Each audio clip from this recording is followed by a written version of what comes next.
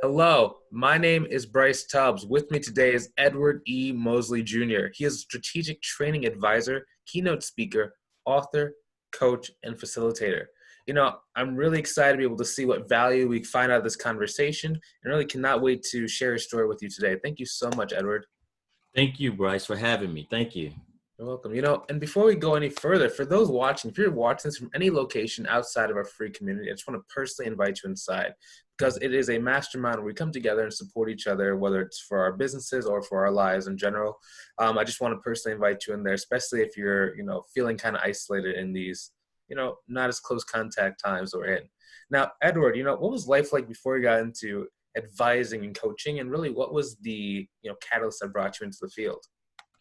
Great question, Bryce. So long story real short, I just retired from the Marine Corps in 2009. So 22 years of the Marine Corps, really, from a leadership perspective, from a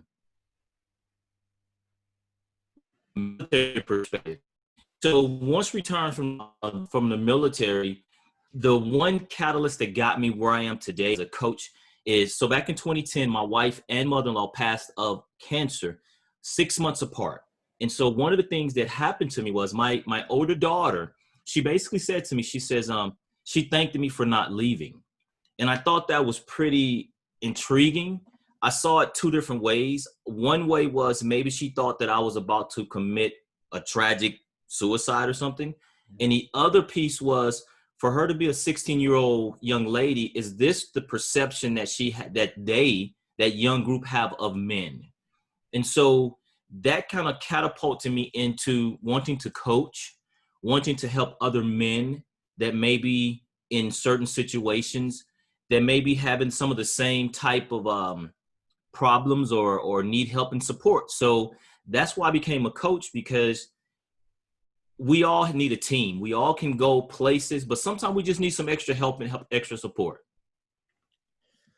That's a great point with all the support that's needed. Now, let me ask this question. So what problem are people generally trying to solve when they start working with you? So one of the things that I have to do is really get the client to understand the differences between coaching, mentoring, counseling, and therapy. And once we get that established, then it's all about understanding what it is that the client really is trying to do. Because in the coaching world, the client really they really know what they want. They just don't know how to get there. So I look from my perspective, I look at coaching as a GPS. I'm going to help you get somewhere. I want to help and support you get to your ideal self. That's what I like. That's my passion. Now, that's a very, very big distinction. So I'm glad that you're able to really help them out. Now, let me ask you this question. So let's say that someone right now might be struggling with something that you solve. What is maybe the first step that they should start taking, if maybe they can't have access to a coach right now, if they want to start becoming the more ideal version of themselves? So the first thing I would recommend people is look at where you are right now. Where are you currently? And I would write down things that you just see about your current situation.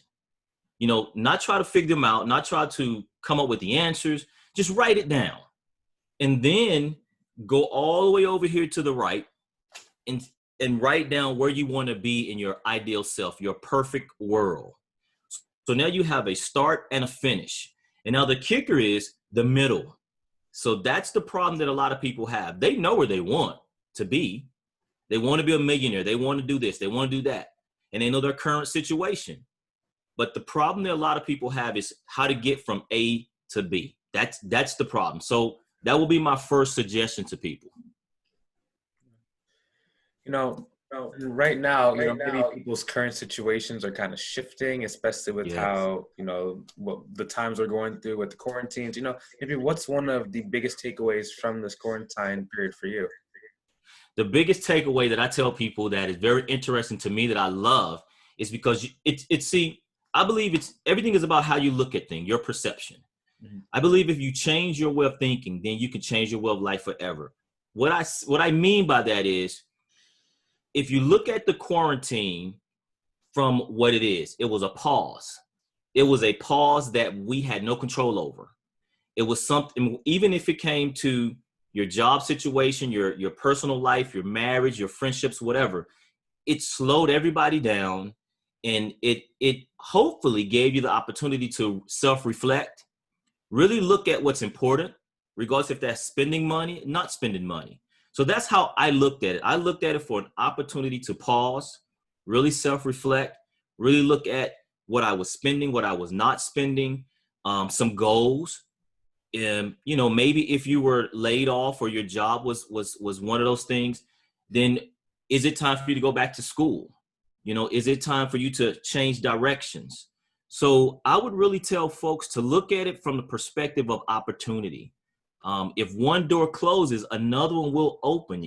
Are you willing to just be fluid and just let it just go with the motion? Or are you going to resist it and cause yourself more stress?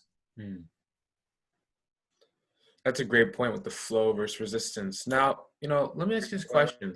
So sometimes people are doing things that they don't either, see the value in, or they don't really enjoy doing. Can you talk about maybe how we can either change our perspective of that to get back to that flow state, or what are some steps we can do? Yeah. So one of the things that I would say is, the first thing I would say is acceptance. You have to kind of accept where you are, where the situation is right now. Can you control it? If you cannot control it, then don't worry about it. Allow those things that you can control, that's in your power, then control those things. If there's something that you have a passion for that you like, then start writing it down, right? Come up with that plan. So when things do become better and more open, now you're able to easily reach them. But if you're only having things in your head, if you're only thinking about things that you want to do and you're not putting it on paper, or seeking somebody for advice to help support you get there, then I would say that's the first thing. The second thing is, we do a couple things to ourselves. We self-sabotage. A lot of people self-sabotage. We write answers, we write stuff down, and then we look at it like, oh, I can't reach that. Or number two, we share our dreams and visions and ideas to people who don't even have the capacity to think out the box like we do. So stop putting our dreams and desires or trust or our vulnerability in the hands and thoughts and minds of people that just don't have the capacity to even understand where we want to be. That's ours. That's mine. So surround yourself with like-minded people, or people that will support you get to where you want to get to. Yeah. And that's kind of why I even created that community, because, it's oftentimes we're in our coaching journey. People just won't understand, because like you're either, the narrative of business is you start it, you're a billionaire in the next 2 days, or else, Yeah. Hey, so I understand that bit, but it's all about, did you open the book to read the journey that people went on, Yeah, we see that outside cover, but it's not like, it's not all easy. It's hard and lonely sometimes.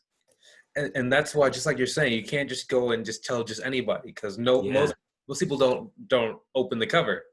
Right, exactly. So I mean, that's why you get around like-minded people, like in the community, and like, it's just so important. Even like right now, just people who are actually going to tell you the truth about what it actually looks like. And let me ask you this question. So just thinking about kind of vision and moving forward, what does life look like for you as far down the road as you like to think or talk about? I look at it from the aspect of, I'll say it this way. Those people that I follow, for instance, Les Brown, your Tony Robbins, David Goggins, Lisa Sassler, all those big people, I believe that sooner or later, those people will retire. They will, sit and relax somewhere, or be mentors to other people. So I want to be that next person.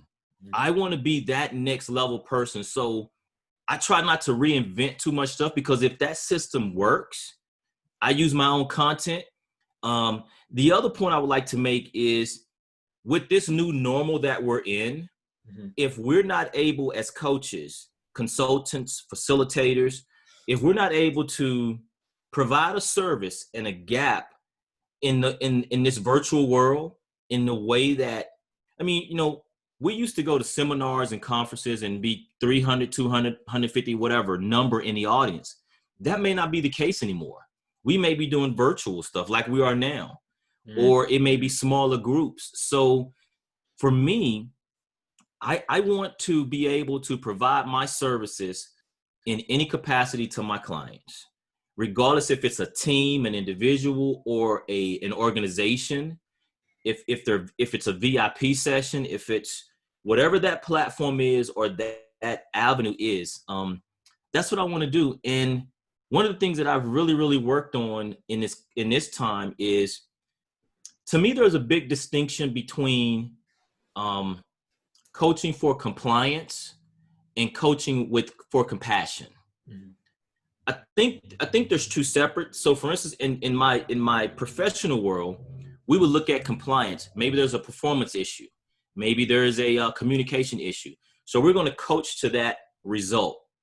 But when you look at it from the perspective of coaching for compliance, you really talk to the core of the individual, making that person a better employee, a better person in life, which will ultimately bring a better employee for the organization to maximize, you know, optimal performance in the workplace.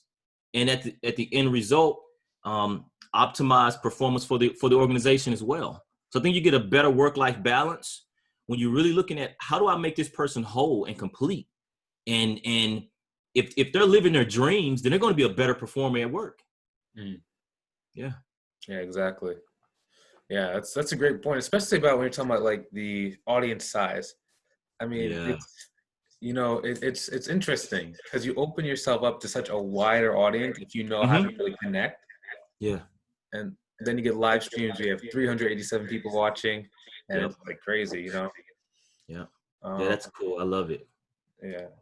You know, let me ask you this question. So, you know, I know you have your book behind you. Can you tell us a little bit about the book and what is inside of it? Yeah, so the first book is called The Journey of a Faith Walker, A Broken Man. It is about me, and as I alluded to earlier, in 2010, my mother-in-law and my wife passed away of cancer. And so as a single father, 3 children, it put me in a place in a man's world, in a complete chaotic world. Everything from finances, I lost my job, just really chaotic. And so when you have, a son and 2 girls and trying to be a father, there's a certain core, an inner core that was basically kind of stripped away. And so the book is about how I got through a lot of those things through my faith, how I got through a lot of those things through just, I like to say I went from a totally destitute state to this happy healed state, And so one of the things I bring from that is, how to, again, I go back to helping people find their happy self, their healed ideal self. The second book you see, I was part of a book anthology. There was 9 other authors in the book. And again, my piece in the book is still about going from broken to healed, a man's perspective. Yeah. Let me ask you this question. So where can people go to learn more about you, or where can they go to connect with you further? So Bryce, I made it completely easy for everybody. Any social media there is, Facebook, Instagram, Twitter, YouTube, you name it, LinkedIn, it is Edward E. Mosley Jr. Yes. My web page is Edward E. Mosley Jr. Everything you could think of, website, social media handles, everything. So for the people who are watching this on audio only, can you please spell out Edward E. Mosley Jr.? Yeah, so Edward E. Mosley Jr. is EDWARD EMOSLEY R.com. So Edward E. Mosley Jr.com. Excellent. Yeah, Yeah. thanks. Because like you never know what the international audience like they have different spellings of the same word, Yes. so it's like we got to make sure everybody knows where to find you. Now, Yes. I really appreciate your time today. Thanks for coming on and just sharing some valuable stuff with us. Thank you for having me. I mean, I enjoy what you're doing. I saw a huge opportunity, and you know, without me talking to people like you and being in that network, I heal more just by talking to people like you and other coaches and other just supporting other people. Because if it's not in my lane, then I may know somebody else, and so we can share it that way, and we can all just really love and just grow together. Yeah. Yeah. Exactly. That's kind of why we're doing it. And that's why everything that we do has some sort of community kind of aspect. Yeah. Because, I mean, I think it is this, they used to say it takes a village, Yes. right? Yes. Yeah. So especially like because you have a lot of experiences that maybe I don't have experience with, or you help out Yep. a different set of people than I help out with. But, Yeah. we are always, I think it's what they say, like one or two people away from the person you need to know. So, Exactly. And the other thing is, like as you just said, I may have an audience that you may not have, and if we combine together, then we have this huge audience, and now everybody is just, there's so much value there. There's so much value in networking and collaborating till it's just, I mean, it's just awesome. yeah. Yeah. And, for those watching, we thoroughly hope that you found some value in this. And, also, once again, just join us inside that community. I really want to see you and really connect and add value to your life. So if that's you, go on ahead and click on the link either above or below the video. Now, hopefully you found this as enjoyable to watch as we were finding enjoyment to make.